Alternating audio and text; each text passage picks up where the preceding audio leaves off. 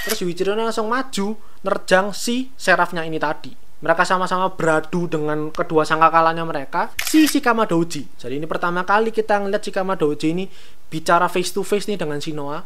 Dan dia manggil si Kimizuki. Dia panggil si Kimizuki, dia bilang, Kimizuki, kelihatannya kita bisa menyelamatkan adikmu.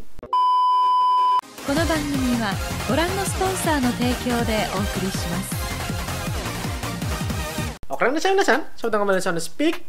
Jadi kali ini kita lanjutkan dongengin Owari no Seraph-nya. Jadi kali ini kita sudah masuki pucuk terakhir dari arc Osaka, di mana kita bertemu dengan salah satu malaikat Seraph, sang peniup sangkakala, peniup trompet ke-6.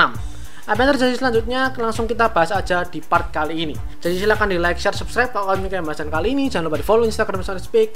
Mari kita mulai ceritanya.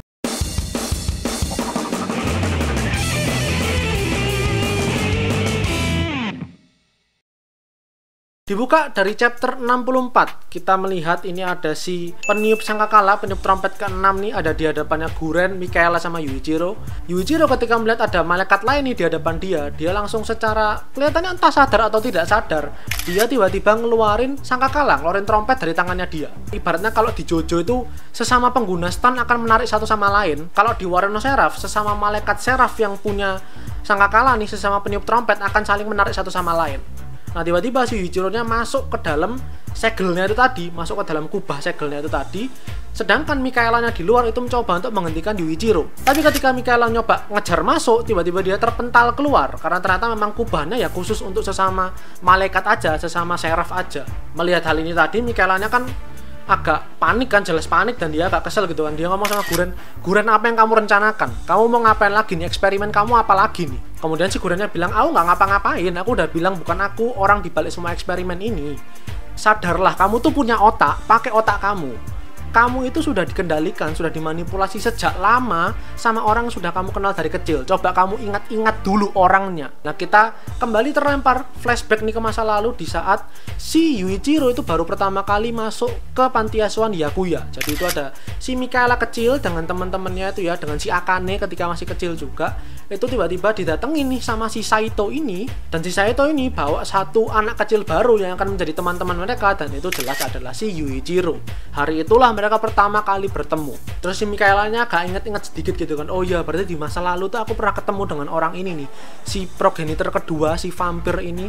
Terus dia bilang, apa sih yang dia mau, terus apa sebenarnya rencana dia tuh apa, kalau memang ternyata dia inilah orang dibalik eksperimen yang dilakukan terhadap kami. Dipotonglah tiba-tiba sama Ferit yang masuk bersama dengan Crowley. Terus Feritnya itu bilang dia itu juga dimanipulasi, dia juga dikendalikan. Jadi ya bisa dibilang dia itu juga bukan literally dalangnya, mastermind, dia juga cuman pion aja. Ada sosok lain lagi yang mengendalikan dia nih. Selain si Ferit sama Crowley, semua teman-temannya Yuichiro ya, tim Shinoa sama tim Guren itu juga ikut masuk ke ruangan itu tadi. Terus si Ferit lanjut bicara nih. Ini luar biasa sekali ya, kita bisa melihat dua sosok malaikat, dua seraph yang punya kekuatan untuk menghancurkan bumi, menghancurkan dunia. Terus Ferit nih lanjut bicara ke Mikaela.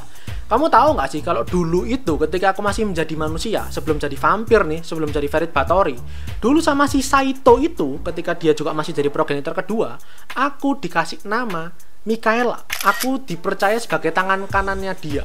Tapi setelah waktu berjalan, setelah sekian lama, akhirnya aku juga dicampakkan sama dia. Apakah mungkin kamu ini sekarang adalah Mikaelanya dia nih, Mikaelanya si Saito? Nah si Mikaela mendengar semua hal itu tadi gitu ya, mencerna itu semua, kalau ternyata si Saito ini adalah orang yang bereksperimen terhadap dia dan Yuichiro dan lain sebagainya, itu dia masih mencoba untuk mencerna nih.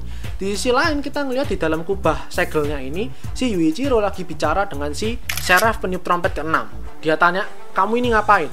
Terus si seraphnya ini tanya, kamu itu siapa? Ngapain kamu datang? Ngapain kamu masuk? Terus Yuichiro ini jawab, aku ini sama kayak kamu, sesama malaikat. Kemudian si seraphnya ini nyadar, oh kamu ini ya, si peniup sangkakala, peniup trompet kedua ya, King of Salt. Buat apa kamu masuk kemari? Tugas kamu itu adalah menghancurkan manusia. Terus si Yuichiro langsung bales, aku di sini, aku kemari itu masuk ke kubah ini buat nyelamatin kamu.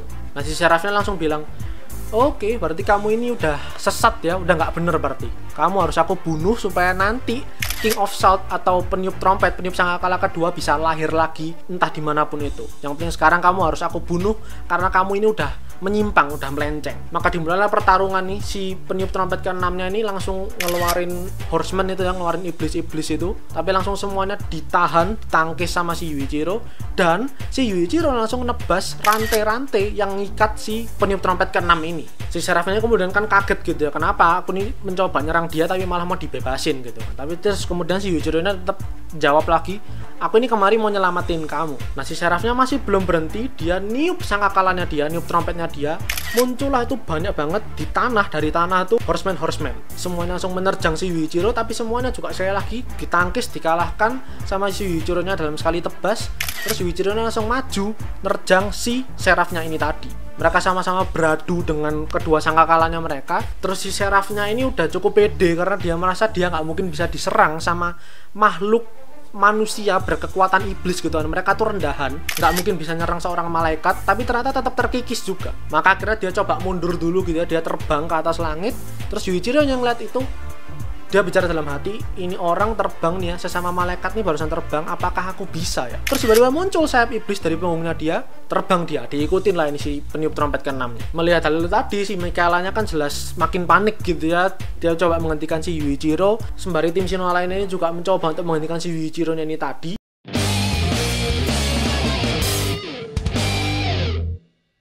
Kita kembali ke si Yuichiro-nya yang lagi ngejar nih Seraphnya ini tadi.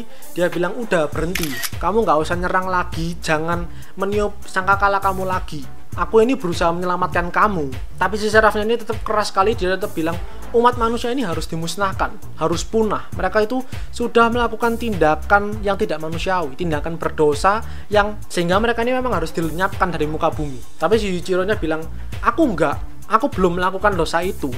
Dan semua manusia yang tersisa ini, mereka semua itu sudah cukup menderita. Apakah itu masih nggak cukup? Apakah masih mau kamu hukum lagi? Masih kamu hakimi lagi? Terus kemudian mendengar hal itu tadi, si peniup trompet ke-6 ini, si Seraphnya terus bilang, tapi kamu itu bukan manusia. Yuichiro-nya terus kemudian bilang, ya bener juga sih, sebenarnya aku juga ngerti aku ini manusia atau malaikat atau iblis atau apa sebenarnya, karena semuanya campur-campur dalam diriku. Terus si Seraphnya ini kemudian bilang, enggak, kamu bukan manusia, tapi kamu juga bukan iblis, kamu juga bukan malaikat. Kamu ini sebuah makhluk yang terkutuk, sebuah makhluk yang melanggar hal yang tabu gitu ya, sehingga kamu itu harus dilenyapkan, harus dimusnahkan. Diseranglah akhirnya si Yuichiro sama si Seraphnya ini pakai sangkakalanya gitu ya, sampai si Yuichiro-nya agak kewalahan, dan dia akhirnya masuk ke dalam alam bawah sadarnya itu, bicara dengan si Asura Maru. Dia minta sama si Asura Maru buat berikan lebih banyak kekuatan lagi ke dia, kekuatan iblisnya, supaya dia bisa menyelamatkan si malaikatnya ini tadi, si Seraphnya ini tadi.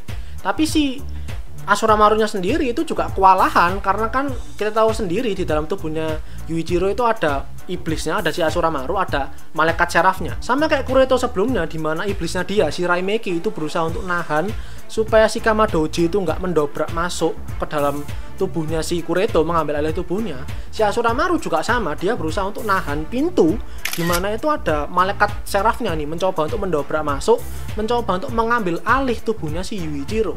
Dan itu selalu terjadi tiap kali pertempuran ada gitu, sehingga si Asura Marunya bilang, kamu kalau minta kekuatanku lagi, minta aku kasih kekuatan lagi, aku nggak punya cukup tenaga buat nahan pintunya ini, buat nahan supaya malaikatnya itu nggak ngambil alih tubuh kamu, sehingga nggak mungkin, nggak usah minta yang aneh-aneh gitu loh. Toh dia ini orang asing buat kamu gitu loh, kamu nggak kenal dia, bukan teman kamu, bukan keluarga kamu, buat apa kamu selamatin? Tapi Yuichiro-nya seperti biasa, on dan keras kepala, dia selalu bilang, tapi ini orang maksudnya sesama malaikat gitu loh, aku tuh pengen nyelamatin dia. Dan rasaku kalau misal kita kasih obatnya nih, kayak yang sebelumnya obat yang dikasih ke tubuhku nih, kelihatannya ini orang bakal bisa tenang kok. Terus Asura Marunya bilang, itu obat kerjanya adalah untuk meningkatkan kekuatan iblis kayak aku nih, supaya bisa lebih kuat menahan dorongannya si malaikat ini supaya bisa mengambil alih. Itu akan berhasil kalau si malaikatnya itu, si Seraphnya itu memang manusianya punya iblis. Kalau dia nggak punya iblis, dia nggak bisa. Terus kemudian si Yuichiro-nya entah kenapa dia mungkin punya insting gitu ya, punya feeling, punya kok itu orang rasanya punya iblis kok dalam tubuhnya dia. Terus si Asura Maru mencoba untuk merasakan, oh iya bener, ternyata ini orang memang di dalam tubuhnya ada iblis juga nih. Berarti ide yang tadi tuh bisa diterapkan gitu. Meskipun sebenarnya si Asura Marunya nggak mau gitu, Asura Marunya agak kesel, dan beberapa kali coba dipaksa di lobby sama si Yuichiro. Akhirnya menyerah lah akhirnya si Asura Maru. Oke, aku turutin kemauan kamu, tapi jangan lama-lama, kekuatanku nggak banyak, aku pinjemin sedikit kekuatanku, selesaikan dengan cepat, coba tenangkan itu orang. Maka si Yujiro kemudian tubuhnya setengah itu mulai muncul bercak-bercak iblisnya gitu ya, mulai meluap kekuatan iblisnya ini, si Asura Marunya nih, dan dia manggil si Kimizuki. Dia panggil si Kimizuki, dia bilang, Kimizuki, kelihatannya kita bisa menyelamatkan adikmu, karena aku barusan punya ide nih, kita pakai serumnya itu aja, obatnya itu yang selalu dipakai ke aku buat menenangkan si iblis ini. Kalau ide ini berhasil, rencananya berhasil, berarti kita bakal bisa nyelamatin adik kamu nih. Mendengar hal itu langsung Kimizuki-nya bener juga gitu. Oh, berarti ada cara nih, ada kesempatan buat nyelamatin adikku nih, si Mirai. Maka dia langsung minta ke Guren gitu ya, Letnan Kolonel, mana itu serumnya, mana obatnya. Tapi yang ngasih si Ferit dari belakangnya dia, ini ada obatnya nih, aku kasih ke kamu, tapi dengan begini kamu akan ikut menjadi salah satu aktor gitu ya, menjadi salah satu pemain dalam dunia penuh konspirasi ini ya, dalam dunia penuh malaikat, iblis dan lain sebagainya ini. Dan dengan begitu berarti kamu kelihatannya setuju aja demi menyelamatkan adik kamu nih, menyelamatkan keluarga kamu nggak masalah mengorbankan Yuichiro, temen kamu itu. Kimizuki-nya tanpa pikir panjang langsung ngambil obatnya tadi, dia langsung bilang, fine, nggak masalah, emang apa salahnya dengan hal itu. Dan langsung melari gitu ya, mencoba menerjang si serafnya tadi, dibantu dengan Guren dan semua anggota Demon Army lainnya, tim Shinoa dan tim Guren itu semuanya ikut membantu gitu kan. Dan akhirnya si Kimizuki ini mulai mengerti dengan tindakan yang dilakukan sama Guren dulu 8 tahun lalu, di mana dia mencoba untuk membangkitkan kembali teman-temannya gitu ya. Dia akhirnya mulai paham gitu kalau memang ya itulah namanya manusia gitu ya. Itulah kita, memang nature-nya seperti itu. Dimana kita itu akan mengabaikan hal apapun, melakukan hal apapun, termasuk yang terlarang, termasuk yang tabu, demi bisa menyelamatkan orang yang kita sayang, menyelamatkan keluarga kita. Nah, kita berpindah ngelihat si Shinoa yang berusaha untuk ikut membantu gitu ya. Dia itu dari bawah mengamati si Yuichiro yang lagi bertempur dengan si Seraf peniup trompet ke-6 ini. Dia kayak merasa kagum, dia itu amazed gitu ya, dia agak terpukau, kok bisa gitu ya, maksudnya ini orang, si Yuichiro ini sangat berkorban, membantu, menolong orang lain meskipun ini orang baru dikenal. Kenapa? Maksudnya dia punya segitu besarnya apa ya, kayak perasaan seperti itu nih, passion yang seperti itu untuk menolong orang, mengorbankan dirinya. Sedangkan aku juga punya iblis nih, tapi aku kok nggak merasakan emosi apapun, aku merasa aku nggak punya arah dan tujuan hidup apapun. Tiba-tiba kita masuk ke dalam alam bawah sadarnya si Shinoa nih, dimana dia diajak bicara sama iblisnya dia, si Shikama Doji. Jadi ini pertama kali kita ngeliat Shikama Doji ini bicara face to face nih dengan Shinoa. Si Shikama Doji-nya bilang, tapi kamu kan punya desire, punya keinginan, misalnya aja hawa nafsu. Itu kan manusiawi sekali tuh. Atau mungkin kita ganti deh, istilahnya bukan hawa nafsu deh, rasa cinta, love. Terus Shinoa bilang, kamu nggak usah aneh-aneh, jangan bicara hal yang kayak gitu. Aku tuh masih perawan, umurku masih 16 tahun, aku nggak ngerti sama yang begituan, urusan begituan tuh urusan dewasa, bukan saatnya bagiku kayak seperti itu. Terus si Shikama Doji langsung bilang, nggak usah munafik, kamu ngerti sendiri dulu kakakmu itu si Mahiru, kamu kira dia umur berapa emang? Gini nih sama si Guren tuh, bercinta dengan si Guren tuh umur berapa? Sama, umurnya juga 16 tahun kayak kamu. Aku tahu kok, kamu itu punya perasaan terpendam nih sama si Yuichiro. Kamu nih mengagumi dia, kamu nih kelihatannya tertarik sama dia, kamu nih kelihatannya punya rasa suka nih sama dia. Jangan tutupi itu, jangan coba dihalangi. Biarkan emosi itu mengambil alih tubuh kamu. Terus si Shinoa langsung bilang, ya aku jelas mencoba untuk menghalangi semua emosiku itu ya. Ibaratnya kayak membangun sebuah tembok tebal supaya emosiku itu nggak bergejolak, dengan tujuan ya supaya kamu, iblis, nggak mengambil alih tubuhku.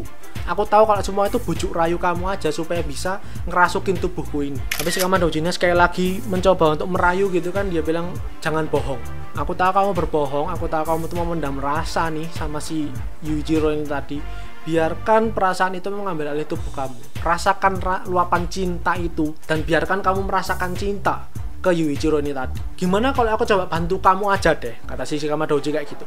Nah tiba-tiba di tanahnya itu, di tanah alam bawah sadarnya itu, muncul ada gerbang terbuka. Nah setelah itu si Shinoa melihat hal itu tadi, dia terkejut dan dia, kita bahas di part selanjutnya. Itu aja untuk part kali ini. Silakan ditunggu untuk part selanjutnya tiap hari Sabtu. Jangan tanya kapan, tiap hari Sabtu. Kalau misal Sabtu nggak upload, mungkin aku ada kendala, tapi pasti akan aku coba kejar di beberapa hari selanjutnya. Oke, jadi itu aja untuk part kali ini. Silahkan dinantikan selanjutnya, silahkan di like videonya. Kalau kalian menyukai pembahasan kali ini, jangan lupa berkomentar, di share teman-teman kalian, dan jangan lupa follow Instagram Soundspeak dan subscribe buat kalian yang mau menikmati lebih banyak konten anime dan manga dari channel Soundspeak, karena anime dan manga itu yang aku suka dan itu yang kalian suka. See you guys in the next video. Kita rasa minasan.